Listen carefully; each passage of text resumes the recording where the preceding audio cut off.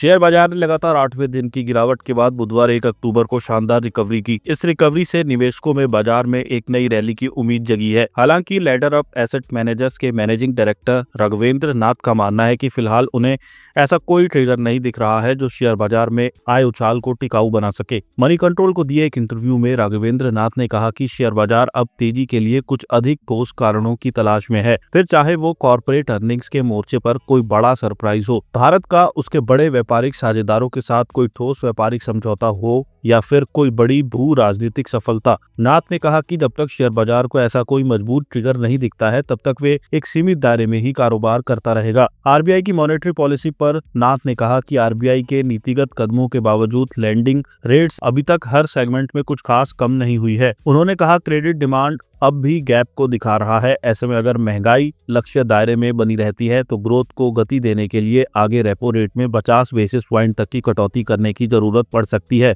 ये पूछे जाने पर कि क्या शेयर बाजार साल 2025 में नए हाई को छू सकता है, नाथ ने कहा फिलहाल मुझे निकट भविष्य में कोई ट्रिगर नजर नहीं आ रहा है।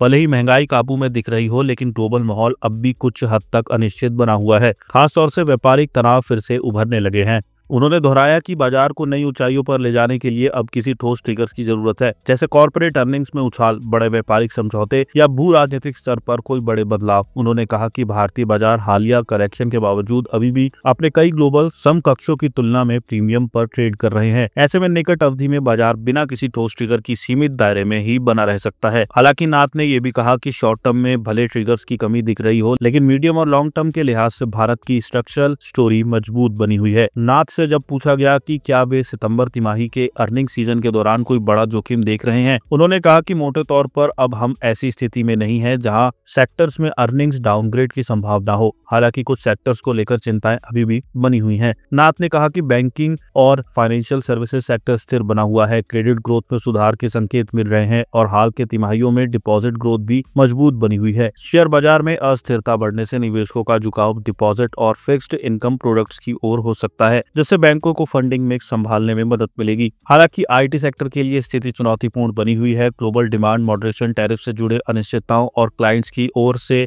डिस्क्रिशनरी खर्च में कमी का असर इस सेक्टर पर देखा जा रहा है। कई बड़े ब्रोकरेज हाउस बड़े आईटी सर्विस प्रोवाइडर्स की अर्निंग ग्रोथ को लेकर नेगेटिव राय बनाए हुए हैं। दूसरी ओर इंफ्रास्ट्रक्चर और कैपिटल गुड्स सेक्टर को सरकारी कैपेक्स से लगातार मजबूती मिल रही है और ये ट्रेंड आगे भी जारी रहने की उम्मीद है। कंज्यूमर स्टेपल्स और डिस्क्रिशनरी सेगमेंट खासकर व्हाइट गुड्स पर दबाव जरूर बना हुआ था, लेकिन इनकम टैक्स सुधारों और जीएसटी दरों में कटौती के बाद अब रिकवरी की शुरुआती संकेत देखने को मिल रही है।